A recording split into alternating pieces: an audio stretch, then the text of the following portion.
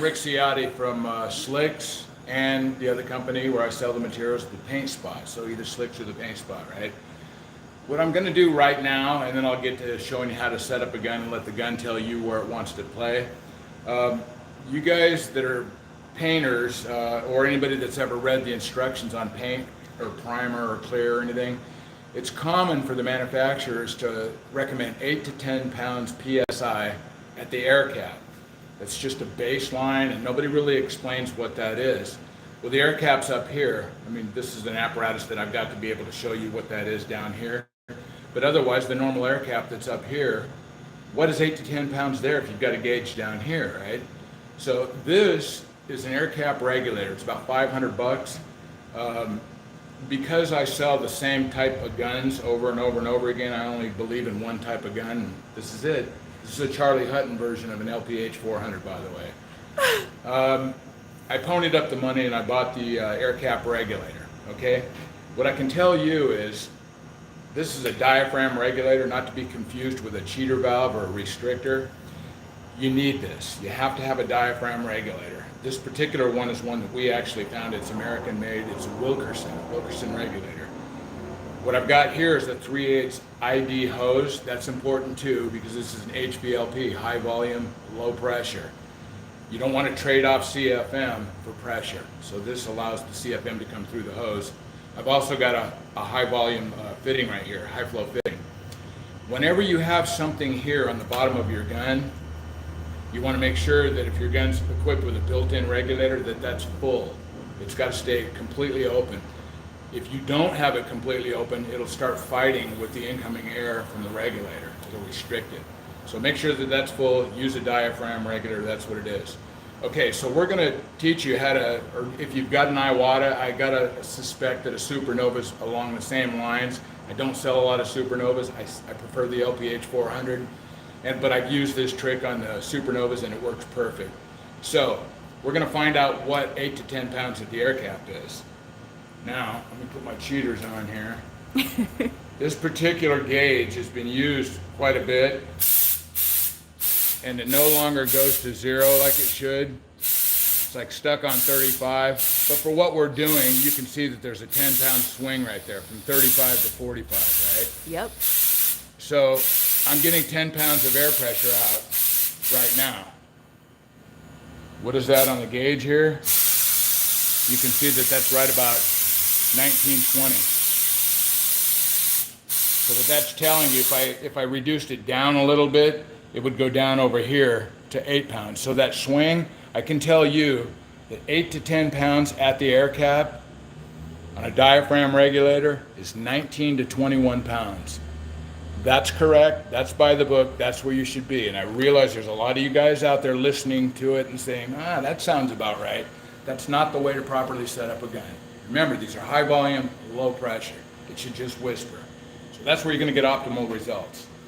All right, now I'm going to put this thing back the way it was, and we're going to do a demo. I'm going to show you how to let the gun tell you, any kind of gun, it'll work with any gun. Faye's gonna follow me. I'm gonna follow you. We got some comments.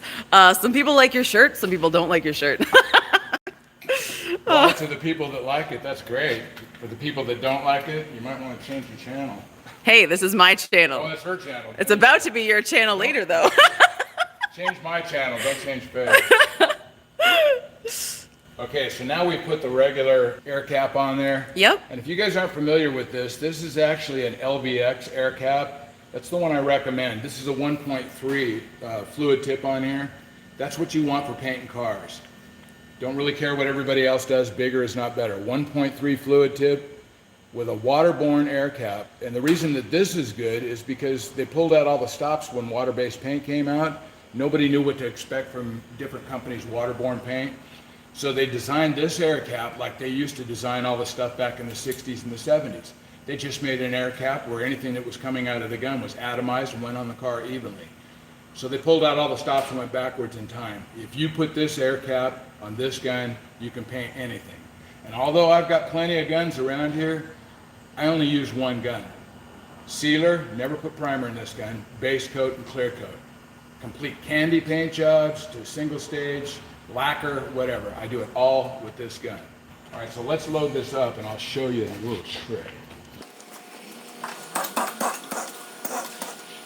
Okay, so now just in case you guys think I'm the smartest guy in the world, I'm not, and I gotta give credit where credit's due. This particular thing and a whole bunch of stuff that I learned, I've been painting since 1979. I completely relearned how to paint in 2012 because a good friend of mine, Brian Lynch, Google his name, you'll find out who he is. He's a really good guy. He's the kind of guy that if you met him, at first you didn't know him or anything, you probably want to kick his ass in about 15 minutes. But if you can get past that, because he's kind of sarcastic sometimes, if you get past that, you will walk away the winner. Smartest guy I've ever met in my life. And he's the one that showed me what I'm about to show you. And we're going to decrease the air pressure on this.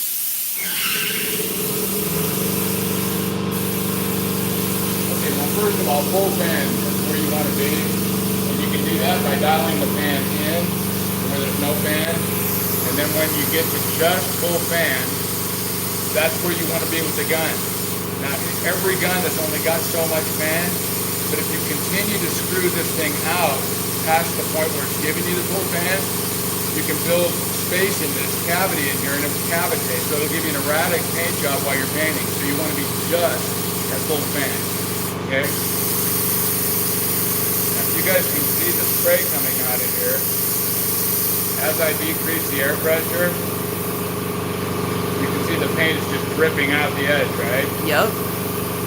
As I'm coming up on the pressure, getting a little bit more even, still dropping away right over here. Can you see that, Ben? Yeah, back up a little bit and put it against the dark background, I think. Right there, yeah. All right, let me back it off again. Okay, there's like way not enough air. Right? Spitting, dripping, falling right here. Starting to even out.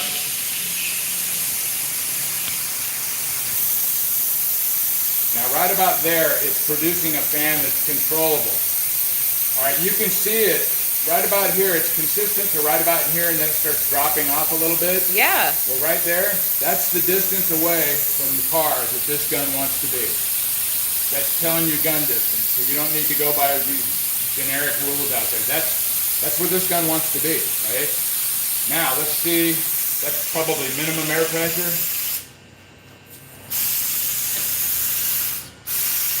That's 10 pounds.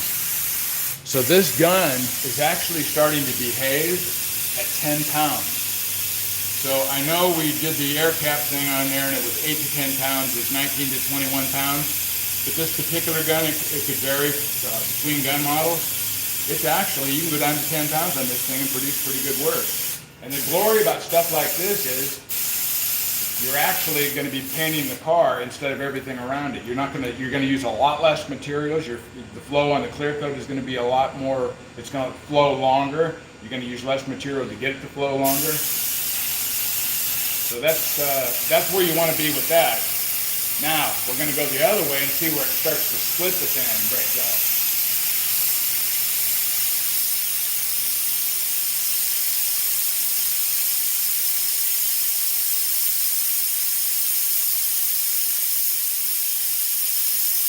Starting to get some erratic stuff going on in here. Is that visible? Yep, it is very visible. Okay, so let's back that down to where that stops happening.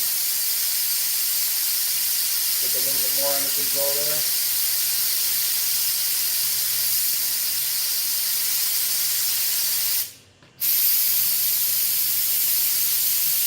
What do we got here? We got about 21, 22. You could probably push that a little bit farther.